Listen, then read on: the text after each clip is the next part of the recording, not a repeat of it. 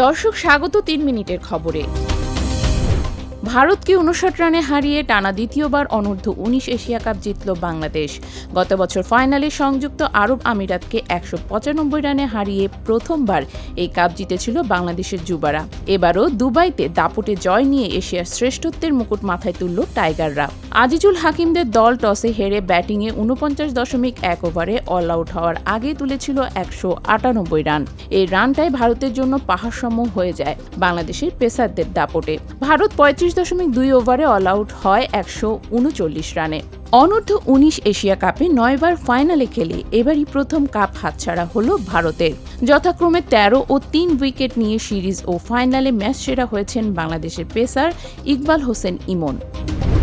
অন্তর্বর্তী সরকারের প্রধান উপদেষ্টা ড. মোহাম্মদ ইউনূসের বিরুদ্ধে শ্রম আইনের ৫ মামলার কার্যক্রম বাতিল করে হাইকোর্টের দেয়া রায় বহাল রেখেছেন সুপ্রিম কোর্টের আপিল বিভাগ।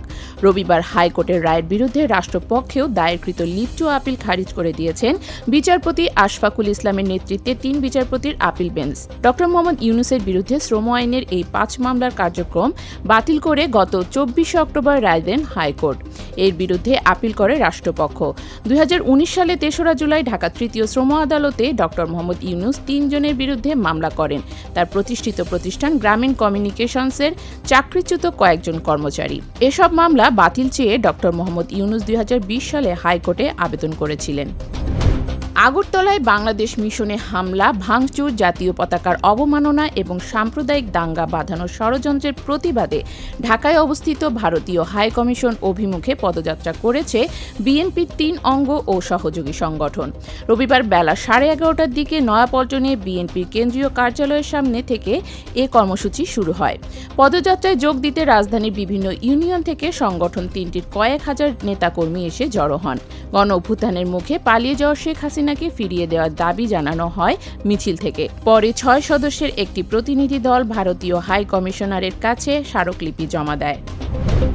বাংলাদেশে অবৈধভাবে অবস্থানকারী কোনো বিদেশি নাগরিককে থাকতে দেওয়া হবে না বলে জানিয়েছেন স্বরাষ্ট্র মন্ত্রণালয়। রবিবার এক সতর্কীকরণ বিজ্ঞপ্তিতে বলা হয়েছে, অনেক ভিনদেশি নাগরিক অবৈধভাবে বাংলাদেশে অবস্থান করছেন এবং অবৈধভাবে বিভিন্ন প্রতিষ্ঠানে কাজ করছেন।